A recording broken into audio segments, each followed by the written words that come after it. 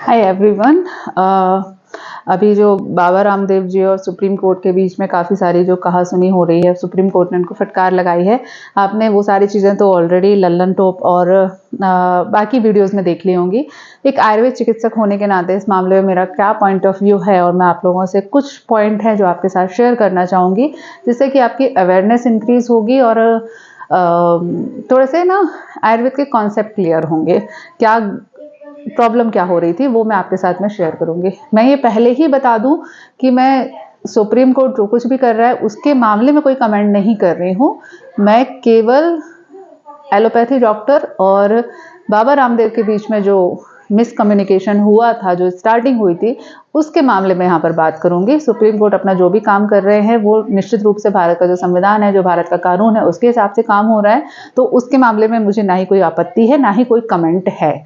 ठीक है, तो अब अपन प्रॉब्लम है उसके मामले में बात करते हैं। थोड़ा सा रैंडमली कुछ बातें मैं आपके साथ शेयर करूंगी। पहली चीज तो आपने ना टीवी पे एक ऐड देखा होगा, डाबर कंपनी का ऐड आता है जिसमें शिल्पा शेट्टी मॉडल हैं और वो ये दावा करते हैं, और शिल्पा शेट्टी के अलावा और भी काफ़ी सारे ऐड हैं डाबर कंपनी के ही है, जिसमें वो बोलते हैं कि डाबर हनी का सुबह सुबह गर्म पानी के साथ प्रयोग करने से उनका वजन लॉस हो गया या वेट लॉस हो गया, उनका वजन कम करने के लिए वो बताते हैं। अब इस प्रकार के जब ऐड आते हैं, क्योंकि इसमें भी करोड़ों का बजट होता है और बहुत सारे लोगों तक पहुंचते हैं, लेकिन तब वहां पर किसी भी चिकित्सक को, मॉडर्न चिकित्सक को इससे कोई आपत्ति नहीं होती है। क्यों नहीं होती है? क्योंकि जब आप गर्म पानी के साथ में शहद का प्रयोग करोगे तब शुरू में आपको वेट लॉस हो सकता है, लेकिन लॉन्ग टर्म में आपको शहद से उत्पन्न अजीर्ण हो जाएगा।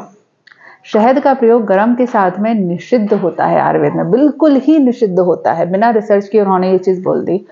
डाबर वैसे अच्छी कंपनी है, मैं यहाँ क्लियर कर दूं, मैं डाबर कंपनी के अगेंस्ट में नहीं हूँ, मैं पर्टिकुलरली इस प्रोडक्ट की बात कर रही हूँ, इस एड से, इसको जो ये मार्केट में फैलाया गया है कि गर्म पानी के साथ शहद का प्रयोग करने से वेट लॉस होता है, उसके मामले में बात कर रही हूँ।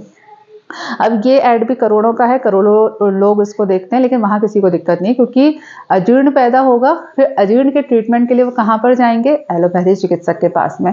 तो बुराई किसकी हो गई? आयुर्वेद की, कि हमने आयुर्वेदिक किसी चीज़ का प्रयोग किया, किसी घरेलू नुस्खे का प्रयोग किया, उस समय फायदा होने के बाद नुकसान हो गया, अब हम चिकित्सा के लिए कहाँ जाएंगे? एलोपैथी चिकित्सक के पास। ठीक है, ऐसे ही डॉक्टर आर्थो बहुत फेमस ब्रांड है, बहुत करोड़ों रुपए वो भी खर्च कर रहे हैं घुटने के दर्द के ट्रीटमेंट के लिए, और बता रहे हैं कि डॉक्टर आर्थो जो टैबलेट है, जो लगाने वाला तेल है, उससे आपका ये सही हो जाएगा, घुटने के दर्द ठीक हो जाएंगे। वैसे ही एक बहुत फेमस ब्रांड है, टीवी पे ऐड तो नहीं आता है लेकिन ये बहुत फेमस रहा है अपने समय में, वो है कायम चूर्ण। कायम चूर्ण पूरे भारत का ना पेट साफ करने की जिम्मेदारी भावनगर वाले कायम चूर्ण की है। तो कायम चूर्ण बहुत अच्छी मेडिसिन है, पेट साफ हो जाता है इससे, लगभग एक बार में प्रयोग करने से अगले दिन आपको बहुत आराम मिलता है, और बहुत सालों से लोग इसका प्रयोग कर रहे हैं। लेकिन क्या होता है, जब आप लॉन्ग टर्म में इसका प्रयोग करते हो तो आपका कॉन्स्टिपेशन ठीक नहीं होता है, उल्टा आपकी कंडीशन क्रोनिक होती जाती है। तो ट्रीटमेंट के लिए लोग कहाँ जाते हैं? मॉडर्न चिकित्सा पद्धति के पास जाते हैं। बुराइयां किसकी हो रही है? आयुर्वेद की। आयुर्वेदिक दवाइयां ली, उससे नुकसान हुआ, ट्रीटमेंट के लिए कहाँ गए? मॉडर्न चिकित्सा पद्धति के पास गए। ठीक उसी प्रकार से आप अपने शहर में देखिएगा, आपको स्टेडियम वगैरह के दरवाजों पर या जो दीवारें होती हैं उनके ऊपर बहुत सारे आयुर्वेदिक गुप्त रोग विशेषज्ञ और ऐसी दवाइयाँ, उटपटांग दवाइयाँ कि बाल झड़ना हो, मतलब बाल झड़ना कम हो जाएंगे, और वजन घटाने के लिए है, गुप्त रोग की विशेष रूप से वो आपको दिख जाएंगे। उसके अलावा बहुत सारे लोग आपको तंबू लगाकर कहीं ना कहीं बैठे हुए मिल जाएंगे, जो कि एक तंबू में स्पीकर के माध्यम से कुछ चिल्ला रहे होते हैं और आयुर्वेदिक दवाइयाँ बेच रहे होते हैं। आप किसी धार्मिक स्थल पे जाएं तो धार्मिक स्थल के जस्ट बाहर आपको शुद्ध शिलाजीत बेचने वाले लोग मिल जाएंगे, और ये दावा करेंगे कि शुद्ध शिलाजीत का प्रयोग करने से उनकी ये XYZ प्रॉब्लम ठीक हो जाती है। कस्तूरी बेचने वाले लोग मिल जाते हैं। मैं बनारस गई थी, वहां पे मुझे शुद्ध कस्तूरी बेच रहे थे, कितने में? 50 रुपए में। मतलब वो दे रहे थे 500 में, बार्गेनिंग करते करते 50 में भी आ गए थे। शुद्ध कस्तूरी बेच रहे थे। अब इन सारी चीजों पर किसी को आपत्ति नहीं होती है, कभी भी कोई आपने नहीं सुना होगा कि कोई इनके बारे में कोई आपत्ति भी बताए, जबकि ये आयुर्वेद की बहुत इंपॉर्टेंट मेडिसिन है, बहुत ज्यादा इंपॉर्टेंट मेडिसिन है, लेकिन यहाँ कोई आपत्ति नहीं होती, कोई भी नहीं बोलता कि ये नुकसान करते हैं। क्यों? क्योंकि जब इनका प्रयोग कोई करता है तो शुरू में उसको शायद फायदा हो, चाहे कुछ भी हो, लॉन्ग टर्म में उसको नुकसान तो होना ही होना है, उसकी कंडीशन ठीक नहीं होने वाली, उसकी बीमारी ठीक नहीं होने वाली, तो बीमारी के लिए वो कहाँ जाएगा? एलोपैथी मॉडर्न चिकित्सा पद्धति के पास में जाएगा। आयुर्वेद के पास तो जाएगा नहीं, क्योंकि सोचेगा कि आयुर्वेदिक दवाइयों का तो प्रयोग हमने कर लिया। अब वो कहाँ जाएगा? वो एलोपैथी चिकित्सा पद्धति के पास में जाएगा। ठीक इसी तरीके से टीवी पे ऐड आते हैं, बहुत पुरानी आते हैं। हेम पुष्पा का ऐड आता है स्त्रियों की सभी प्रकार की प्रॉब्लम के लिए। वो दावा करते हैं स्त्रियों की सभी प्रकार, लेकिन क्या बोल देते हैं? हेल्थ एंड टॉनिक, टॉनिक करके वो बेचते हैं उसको।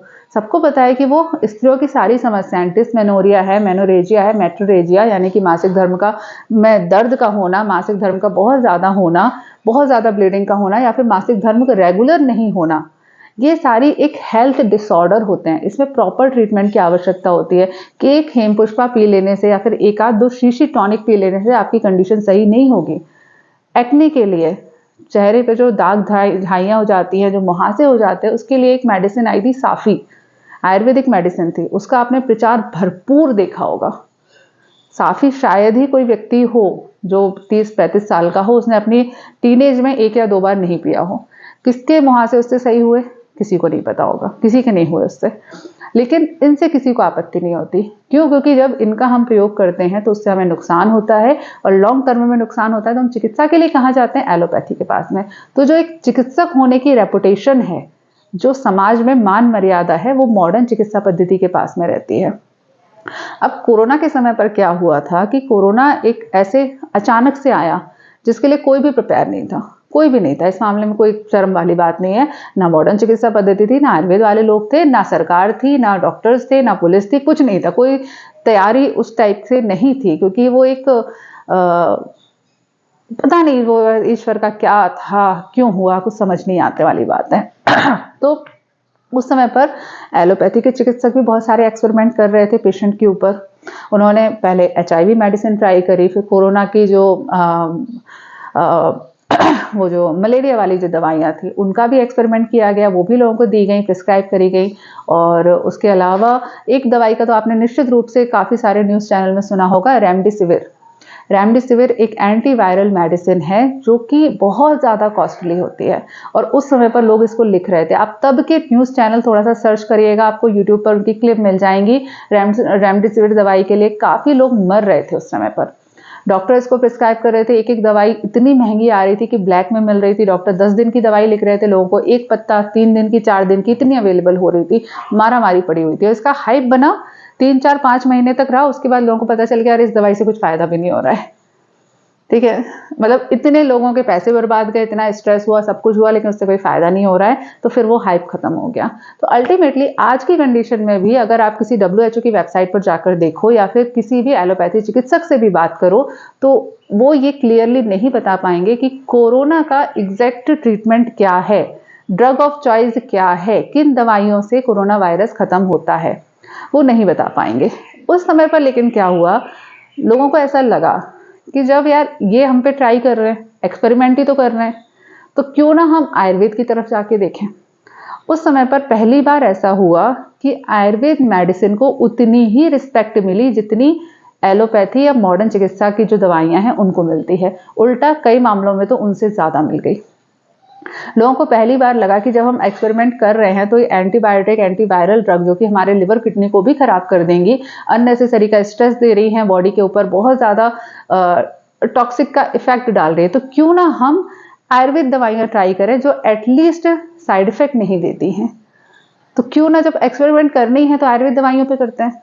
तो उस समय पर लोगों ने एलोपैथी को थोड़ा सा ड्रॉप करते हुए, थोड़ा सा कम करते हुए, कम से कम एटलीस्ट जो माइल्ड वाले कोरोना के जो केस होते थे, जो बहुत सीवियर हैं, वो तो अस्पताल में एडमिट थे, लेकिन जो घर पे थे, होम आइसोलेशन पे थे, उन लोगों ने, और काफ़ी सारे और लोग जो स्वस्थ थे, उन्होंने अपनी इम्यूनिटी को इम्प्रूव रखने के लिए, उन्होंने कोरोना के जो इफेक्ट आ रहे थे उससे बचने के लिए आयुर्वेद की दवाइयाँ लेना ट्राई किया। और उस समय पर लोगों को ये एहसास हुआ कि आयुर्वेदिक दवाइयाँ भी लगभग इक्वली इफेक्टिव हो सकती हैं। तो थोड़ा सा रेपुटेशन का खेल हो गया, थोड़ा सा ईगो प्रॉब्लम आ गई। अभी तक क्या हमारी मेंटेलिटी रहती थी, हमेशा ही रहती है, अभी भी रहती है एक्चुअली, कि MBBS हैं, चिकित्सक, डॉक्टर MBBS होते हैं, उसके अलावा बाकी के सारे लोग अल्टरनेटिव हैं कि हाँ इस साइड में हैं, थोड़े करते रहो, ठीक है, साइड वाले हैं। कोरोना ने ये एक चीज़ दिखाया लोगों को कि नहीं, आयुर्वेदिक चिकित्सा पद्धति भी इक्वली इफेक्टिव है। ये इतनी 5000-7000 साल पुरानी चिकित्सा पद्धति है, तो ऐसे ही नहीं आ गई है, इसके भी अपने सिद्धांत हैं। तो थोड़ी सी ईगो प्रॉब्लम यहाँ पर हो गई है। दूसरी दिक्कत बाबा रामदेव जी के साथ भी है। बाबा रामदेव जी के साथ में क्या है, देखिए मैंने विकास दिव्यकीर्ति सर से एक चीज सीखी है, वीडियो देखकर ही सीखी है, मैं उनको बहुत ज्यादा फॉलो करती हूँ कि आप कोई भी बात रखें, उस बात को रखने का एक तरीका होता है। शब्दों का चुनाव सही तरीके से करना बहुत ज्यादा जरूरी है। ये चीज मैंने शाहरुख खान से भी सीखी है। शाहरुख खान के मैंने जितने इंटरव्यूज देखे, हमेशा एक चीज समझ में आई कि वो जवाब जो देते हैं ना बहुत ही सही तरीके से देते हैं। कब आपको व्यंग करना है, कब आपको थोड़ा सा इम्पैथी के साथ में बिहेव करना है, कब आपको डायलॉग बाजी करनी है, कब आपको है ना कोई कहानी सुनानी है, कुछ करना है, कब आपको डांट लगानी है, कब आपको थोड़ा सा बैकफुट पर आकर सॉरी बोलनी है, ये सारी चीजें मैंने उनसे सीखी हैं। सेम चीज मैंने विकास दिव्यकीर्ति सर से। विकास दिव्यकीर्ति सर के आप कोई भी इंटरव्यू देखिए या कोई भी उनका ऑडियो देखिए, वीडियो देखिए, कितने आराम से धीरे धीरे सही तरीके से सही शब्दों का चुनाव करते बोलते हैं। बाबा रामदेव जी के साथ क्या दिक्कत है, उनके अंदर बड़बोलापन बहुत है और अतिशयोक्ति बहुत है। अतिशयोक्ति का मतलब क्या होता है कि किसी चीज को बढ़ा चढ़ा के बता देना। वो क्या करते हैं, झूठे दावे पेश कर देते हैं। उन्होंने क्या बोल दिया कि कोरोनिल के प्रयोग से कोरोना ठीक होता है। अब ये चीज आयुर्वेद कॉन्सेप्ट के ही अगेंस्ट में है। मैं खुले में बोल रही हूँ कि आयुर्वेद में कॉन्सेप्ट ही नहीं है। आयुर्वेद इस चीज को बोलता ही नहीं है कि आप किसी वायरस को खत्म कर सकते हो। आयुर्वेद बोलता है कि हम आपकी बॉडी को ऐसा रख सकते हैं कि वायरस आपके ऊपर इफेक्ट नहीं करे। ठीक है, समझो, थोड़ा सा एग्जाम्पल देती हूँ। सूरज है, अपनी रोशनी अपनी गर्मी सबके ऊपर दे रहा है। 100 लोग खड़े हुए हैं, 100 लोगों के ऊपर बराबर बराबर बराबर गर्मी आ रही है, कोई कम ज्यादा नहीं आ रही। 100 में से 3 लोग हैं जिनको हीट स्ट्रोक आया, जो मर गए। ठीक है, 50 लोग हैं जिनको हल्की हल्की त्वचा में जलन हुई, चेहरे पे थोड़ी सी जलन हो रही है, हल्का सा पेट दर्द हो रहा है, हल्के हल्के चक्कर आ रहे हैं। लेकिन बाकी के लोग कितने हो गए, 3 हो गए थे, 50 कितने बचे, 47। 47 लोग ऐसे हैं जिनको कोई इफेक्ट नहीं हो रहा। क्यों नहीं इफेक्ट हो रहा? क्यों? क्योंकि ये जो 47 लोग हैं, इनका वात और पित्त बैलेंस कंडीशन में है। उनकी बॉडी के अंदर इतना सेल्फ अवेयरनेस है कि अगर गर्मी आ रही है तो हम गर्मी की वजह से अपने कफ को बढ़ा लेंगे और वात और पित्त को थोड़ा सा रोक देंगे, तो हमारी बॉडी के ऊपर इफेक्ट, साइड इफेक्ट या धूप के इफेक्ट है वो नहीं आएंगे। 50 लोग हैं, उनके अंदर धूप की वजह से वात और पित्त बढ़ गया है, और जो लोग खत्म हो गए, जो 3 लोग थे, उनको वात और पित्त बहुत ज्यादा बढ़ गया। इतना ज्यादा बढ़ गया कि उसको सहन नहीं कर पाए, और वात जब बहुत ज्यादा बढ़ जाती है तो स्वयंभू वात को बोला जाता है, वो खत्म कर देती है व्यक्ति को। तो ये प्रॉब्लम किसकी आई? वात पित्त कफ की। आयुर्वेद क्या कहता है कि आप अपने शरीर के वात पित्त कफ को, सप्त धातुओं को बैलेंस कर लो, धूप तो अपनी जगह पे रहेगी। अब जो वायरस है, बड़ी कोरोना वायरस पर्टिकुलरली नहीं, जो वायरस है, इसका जन्म आज से सैकड़ों साल पहले हुआ है। सैकड़ों भी नहीं, आई थिंक करोड़ों साल पहले। इवोल्यूशन की जो हिस्ट्री है कि कैसे धीरे धीरे इवोल्यूशन हुआ, तो उसमें सबसे पहले क्या आया था? वायरस आया था। सिंगल सेलुलर जीव थे, करोड़ों साल से भी, उसके बाद भी आज भी जिंदा है। क्यों? क्योंकि इनके अंदर खुद को म्यूटेशन करने की एक पावर होती है। आपको वायरस दूसरा मिल जाएगा, वो पर्टिकुलर वायरस खत्म हो गया तो उसकी जगह पे दूसरा वायरस आ गया। ये खुद को म्यूटेशन करते रहते हैं, आप इनको खत्म नहीं कर सकते। एक वायरस, इसी वजह से आप एक वायरल डिसऑर्डर को खत्म करते हो, मार्केट में 6, 7, 8 महीने में एक नया वायरल डिसऑर्डर आ जाता है। आपने चिकनगुनिया भी देखा, आपने सार्स भी देखा, आपने बर्ड फ्लू भी देखा, आपने कोरोना भी देखा। ये सारे के सारे वायरल डिसऑर्डर थे। वायरस को खत्म करना लगभग इम्पॉसिबल है। आप एक पर्टिकुलर वायरस को खत्म कर दोगे, लेकिन वो किसी न किसी नई बीमारी के रूप में दोबारा जन्म ले लेगा। आयुर्वेद सीधे कहता है कि आप अपनी बॉडी को स्थिर रखिए, आपकी बॉडी स्थिर कंडीशन में रहेगी तो इन सारी चीज़ों का इफेक्ट आपके ऊपर नहीं पड़ेगा।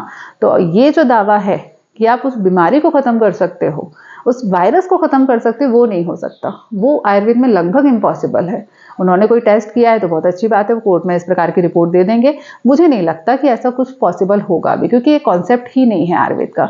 कोरोनिल ने क्या किया कि आपके बॉडी के अंदर जो प्राणवह स्रोतस यानी कि लंग्स में जो डिफॉर्मिटी आ रही थी, वो जो कफ का एक्यूमुलेशन हो रहा था जिसकी वजह से आपको खांसी आती थी, उसको खत्म किया। कोरोनिल में कुछ ऐसा नहीं था, उसमें भी नॉर्मली चित्रक है और सांस कुठार रस जो मेडिसिन होती है ना, उसके ही कंटेंट का इस्तेमाल किया गया था। टंकण था, उसके अंदर जाति फल था, इनका इस्तेमाल किया गया था। ये क्या करते हैं, जो कफ का अवरोध होता है उसको खत्म करने का काम करते हैं। वो जो तेल दे रहे थे, जो कोरोनिल के साथ में किट आती थी, उसमें एक तेल आता था। तेल में कुछ नहीं है, सिंपल अणु तेल था वो, उसका कंपोजिशन अणु तेल के बराबर ही था। मैंने इसकी यूज किया उसको, वो बिल्कुल ही अणु तेल है। कोई इसमें अंतर नहीं है। तो वही चीज़ उन्होंने यूज़ करी जो आयुर्वेद की मेडिसिन में ऑलरेडी यूज़ किया जाता था। अगर वो इसे आयुर्वेद के कॉन्सेप्ट के हिसाब से बेचते तो कोई दिक्कत नहीं थी, लेकिन दिक्कत ये आ जाती है कि वो थोड़ा-सा बड़बोलापन कर देते हैं, ज़रूरत से ज़्यादा बोल देते हैं। तो ये उनके साथ एक प्रॉब्लम है। तो जिस चीज़ के लिए उन पे केस चल रहा है, जो बात हो रही है वो होगी, वो एडवोकेट और वकील जाने, वो सुप्रीम कोर्ट जाने। वकील इस मामले में ज़्यादा बेहतर तरीके से बता पाएँगे। लेकिन मैं आपसे इतना क्लियर करना चाहती हूँ कि आयुर्वेदिक दवाइयाँ डेफ़िनेटली काम करती हैं और थोड़ा-सा ईगो प्रॉब्लम तो हो गई है उनके साथ में। उन्होंने 2-3 जो एलोपैथी डॉक्टर्स के ऊपर कमेंट कर दिए ना, तो वो लोग उनसे बहुत ज़्यादा चिढ़े हुए थे। एक चीज़ और ध्यान रखिए, ये एमसीआई जो होता है ना, मेडिकल काउंसिल ऑफ इंडिया, मैं अगर मुझे ज़िंदगी में कभी बहुत पावर रहा ना, तो मैं इसका नाम ज़रूर चेंज करना चाहूँगी। मेडिकल काउंसिल ऑफ इंडिया तो आयुर्वेद को होना चाहिए था। इंडियन मेडिसिन तो आयुर्वेद की है ना, इनको होना चाहिए था medical council of India of allopathic medicine, तो ठीक रहता। मेडिकल काउंसिल ऑफ इंडिया आप बोल रहे हो, आप भारत बोल रहे हो, फिर भारतीय चिकित्सा पद्धति है उसका उसमें स्थान नहीं है, तो उसके लिए आपने दूसरा एक ग्रुप बना दिया सीसीआईएम, जिसके पास कोई पावर नहीं है, जो कुछ एक्टिविटी नहीं करती।